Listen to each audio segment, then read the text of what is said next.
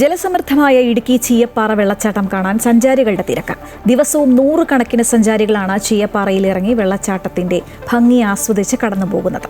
കൊച്ചി ധനുഷ്കോടി ദേശീയപാതയോരത്ത് നേര്യമംഗലം വനമേഖലയിലാണ് ഈ വെള്ളച്ചാട്ടം മനോഹര കാഴ്ചയൊരുക്കുന്നത്. കൊച്ചി ധനുഷ്കോടി ദേശീയപാതയിലൂടെ മൂന്നാറിലേക്ക് സഞ്ചരിക്കുന്നവരുടെ പ്രധാന ആകർഷണമാണ് തട്ടുതട്ടായി താഴേക്ക് പതിക്കുന്ന ചീയപ്പാറ വെള്ളച്ചാട്ടം. വേനലിന് ശേഷം മൺസൂൺ എത്തിയതോടെ വറ്റിവരണ്ടു കിടന്നിരുന്ന ചീയപ്പാറ വെള്ളച്ചാട്ടം സജീവമായി. ഇത്തവണ വേനൽ മഴ ആരംഭിച്ച മെയ് മാസം മുതൽ ചീയപ്പാറ വെള്ളച്ചാട്ടം ജലസമൃദ്ധമായിരുന്നു. കഴിഞ്ഞ മെയ് മാസം 15 തീയതി വരെ ഇവിടെ വെള്ളം ഇല്ലായിരുന്നു. അതിനുശേഷമാണ് മഴക്കാലം ആരംഭിച്ചത്. ഇപ്പൊ നല്ല തിരക്കുണ്ട്.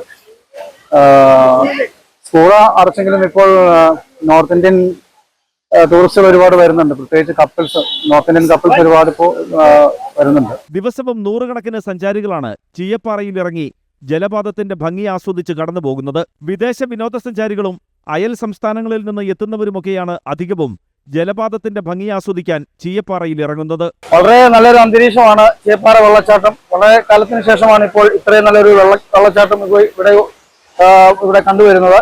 വളരെ നല്ലൊരു അറ്റ്മോസ്ഫിയർ ആണ്. പച്ചപ്പിന് നടുവിലാണ് ചീയപ്പാറ ജലസമൃദ്ധി തീർക്കുന്നത്.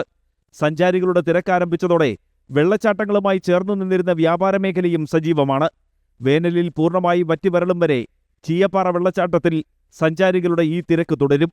അമൃത ന്യൂസ്, ഇടുക്കി.